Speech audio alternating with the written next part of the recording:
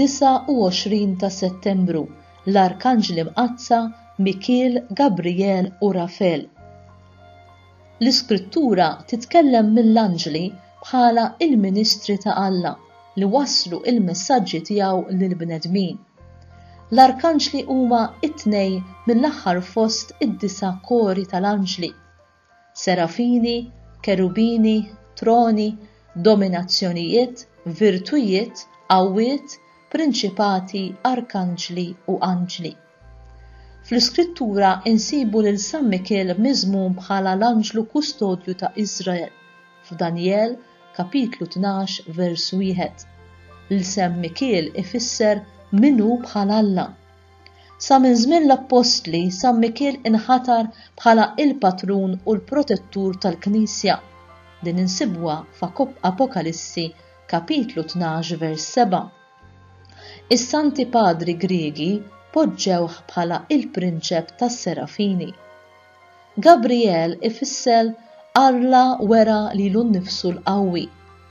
Fl-Iskrittura insibu ismu fil-ktieb ta' Danjel kapitlu 9 versi minn 21 sa 27, meta qarraf lil Danjel il-profezija tas-7 ġimgħat.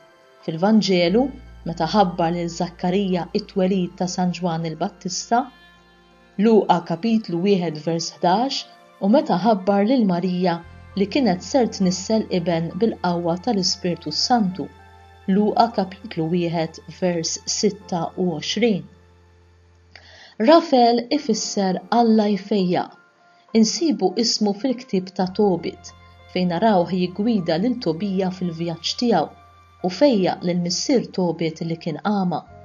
U stess jistqar jien Rafel wieħed mis-7 anġli li qegħdin quddiem il-Majestà tal-Mulej. Insibuha f'Tobija kapitlu 12 vers 15.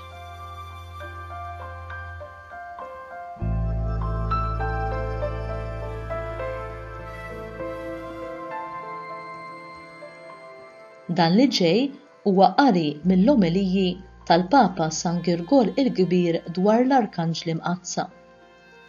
Alla ma bagħatx għand Marija Verġni wieħed mill-anġli kien min kien, iżda batilha lill-Arkanġlu Gabrijel għax kien jixraq li Alla jibgħet l-aqwa anġlu biex jaqdi servizz hekk kbir li jwassal l-aqwa messaġġ li qatt intbagħat. U għalhekk li jingħata isem propju lill-anġli biex l-istess isem ifisser kull wieħed minnhom x'ħila għandu jagħmel. Kull meta tinqala xi ħaġa li titlob qawwa tal-għaġeb dejjem Mikiel jintbagħat biex l-istess isem u għemil iġelna nifhmu li ħadd ma jista' jagħmel dak li Alla jagħmlu b'mod aqwa.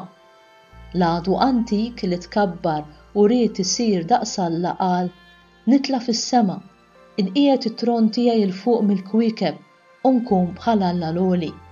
Imma bil-qawwa kollha li għandu fl-aħħar tad-dinja, meta jkun wasal għal kastig ta' dejjem, se jkun l-Arkanġlu Mikiel li jqum biex jitqabad miegħu, kif jgħid Ġwanni, għamed gwerra u l-Arkanġlu Mikiel tqabad.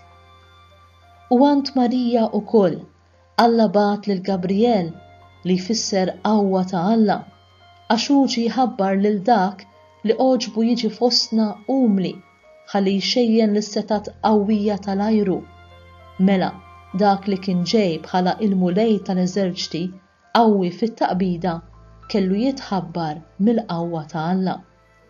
U fl-aħħar nett Rafel li kif għedna jfisser duwa ta' Alla għax meta mess għajnejn Tobija bħal wieħed li kellu il-missjoni biex ifejqu, neħħilu id-dlamijiet tal-għama minn għajnejh. Mela kien jixraq li dak li ġie mibgħut biex ifejjaq jissejjaħ duwa ta' Alla. Min natura kollha tagħhom l-anġli huma għaddejja u messaġġiera ta' Alla għaliex dejjem jaraw wiċċ missieri li huwa fis-smawiet għalilna Ġesu f'Mattew kapitlu 18 vers 10. Huma jagħmlu l-ordni tiegħu malli jisimgħu il-kelma tiegħu. Hekk insibu f'Salm 103 vers 20. San Mikiel, huwa l-anġlu li jipproteġina. Ejjew nitolbuh jeħlisna minn kull ħsara lilna u l-familji tagħna.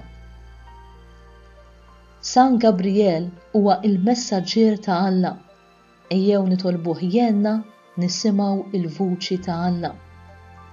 San Rafel huwa l-anġlu li jfejjaq.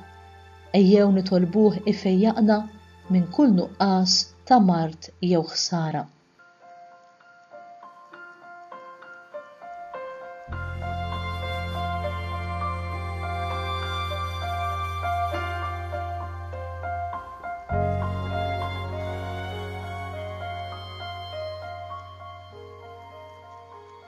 Talba lil San Mikiel tal-Papa il-jum 13.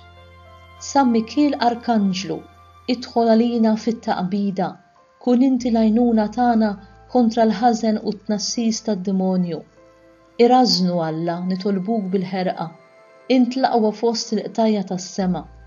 Itfa bil-qawwa ta' Alla fil-qiegħ tal-infern lix-xitan u l-ispirti ħżina l-oħra li jġerrew fid-dinja għat-telfin tal-erwieħ. Amen. Talba mill-Liturġija tas-Sigħat. O Alla, int qassam bordni tal-għaġeb, il-ħidmiet tal-anġli u tal-bnedmin. Fil-ħnina tiegħek għatina li ħajjitna f'din l-art tkun imħarsa mill-anġli li fis-sema dejjem quddiemek jaqduk. Nitolbuk dan bi Kristu Sidna. Amen.